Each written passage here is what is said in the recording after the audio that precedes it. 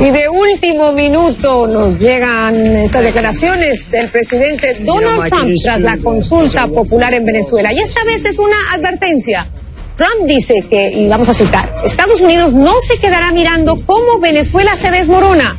Agrega que las acciones del pueblo, refiriéndose al plebiscito, siguen siendo ignoradas por un mal líder con sueños de volverse un dictador. Y reitera que tomará medidas económicas rápidas y fuertes si se instala la Asamblea Constituyente.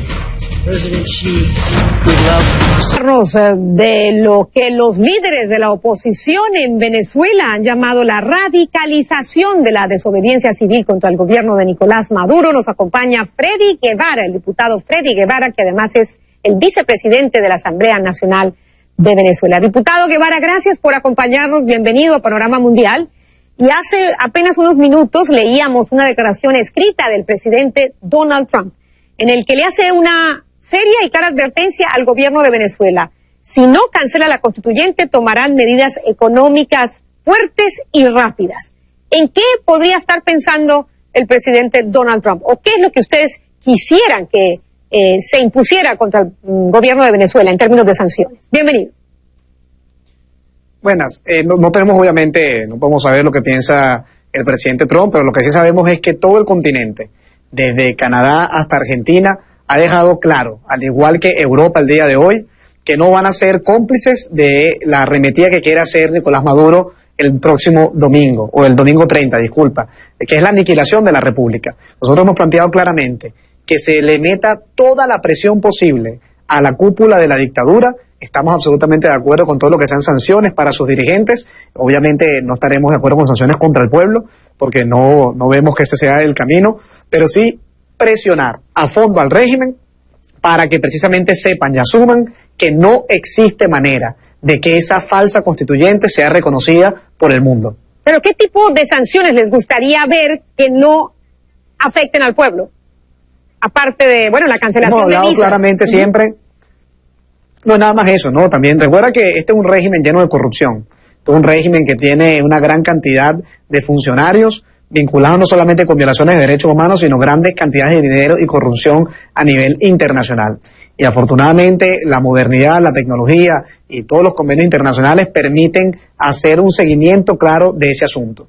Por lo tanto, no solamente esperamos que se le pueda sancionar a las personas que violen los derechos humanos y que arremetan en contra del pueblo y sean corruptos, sino que también pasemos una etapa superior en la cual no solo se les sancione a ellos, sino que se reconozcan las autoridades que nombrará la Asamblea Nacional.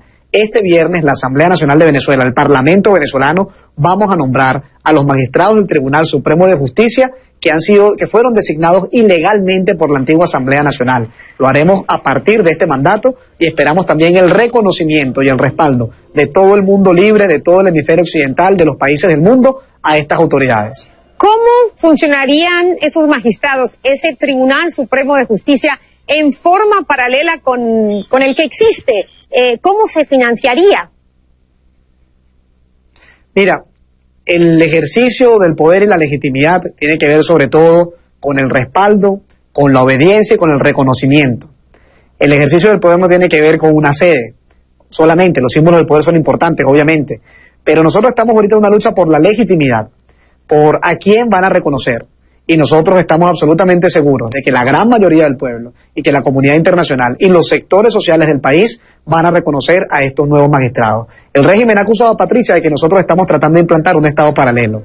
Todo lo contrario. Quienes han venido montando un Estado comunista, un Estado comunal, un Estado paralelo al que está en la Constitución son ellos. Fueron ellos los que designaron ilegalmente unos rectores del Consejo Nacional Electoral cuando le correspondía nombrarlo a la Asamblea Nacional y no al Tribunal Supremo de Justicia.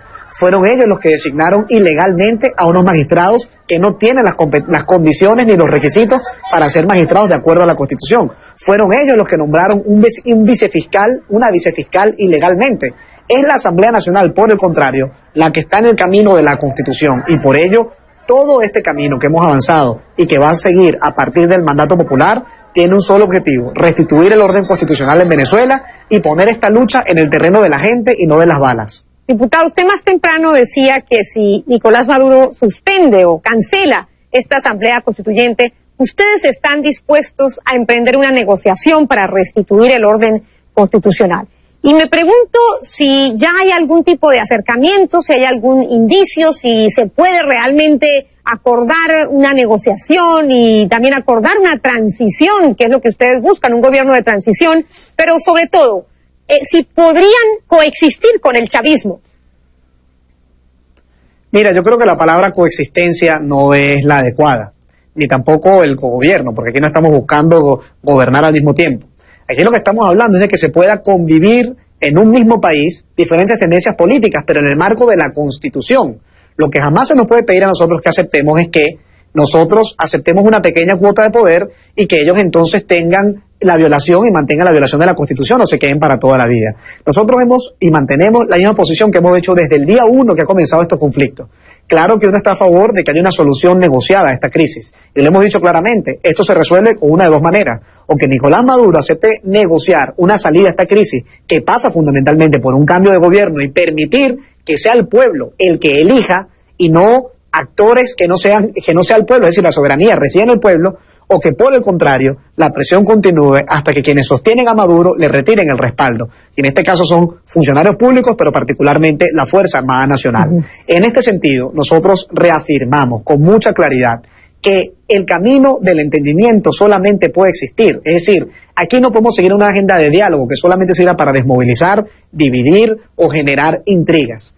A partir del mandato, y eso es lo que hemos dicho el día de hoy, cualquier agenda de negociación posible está enmarcada en una sola realidad. ¿Cómo hacemos valer la decisión del pueblo? Es decir, aquí no se trata de negociar la permanencia del régimen a cambio de unas pequeñas cuotas de poder. Lo que se trata es de buscar ya no definir qué se va a discutir, lo que se tendría que discutir en cualquier proceso de negociación serio, que debería emprender un régimen que tuviera algo de sensatez al ver lo que pasó el día de ayer, es cómo y cuándo vamos a generar ese mandato popular, es decir, cómo y cuándo vamos a tener poderes públicos nuevos, cómo y cuándo vamos a convocar elecciones, cómo y cuándo se va a conformar un gobierno de unión nacional, cómo y cuándo se va a parar la constituyente, que tiene que ser antes del 30 de julio. Pero lo que no se puede plantear acá es un proceso de negociación que simplemente tenga la premisa de tener concesiones, aceptar una paz de esclavos a cambio de que el régimen no nos mate. Eso es algo que jamás nadie aceptaría. Y si se cumplen todas esas condiciones, ¿qué concesiones estarían dispuestos ustedes a ofrecer y qué condiciones y qué concesiones estarían dispuestos ustedes a aceptar? Mira, todas las grandes transiciones, estamos hablando de ejemplos como Sudáfrica, en Mandela con de Klerk, en Chile con Augusto Pinochet, también pasó en Brasil tras la dictadura brasileña, es decir, en el propio México luego del cambio con el PRI. Ha habido concesiones que se han de lado y lado. Por ejemplo, muy poca gente sabe que el vicepresidente de Mandela fue de Klerk en un momento. Muy poca gente sabe que Augusto Pinochet estuvo prácticamente 6 años todavía dirigiendo lo que era la Fuerza Armada de Chile. Y así van ocurriendo muchos ejemplos. Justicia transicional también ocurre en muchos de estos casos. Cosas que no ocurren en un país normal, pero que ocurren cuando hay una transición hacia la democracia. Y obviamente que la oposición venezolana, consciente de estas experiencias históricas, estamos abiertos a poder generar un marco que nos permita asegurar que después de un cambio de gobierno no va a venir una cacería de brujas. No es que va a venir una persecución total ni una aniquilación del otro. Porque nuestro objetivo no es aniquilar al chavismo. Nuestro objetivo es que, si quiere seguir haciendo política, sea democrático.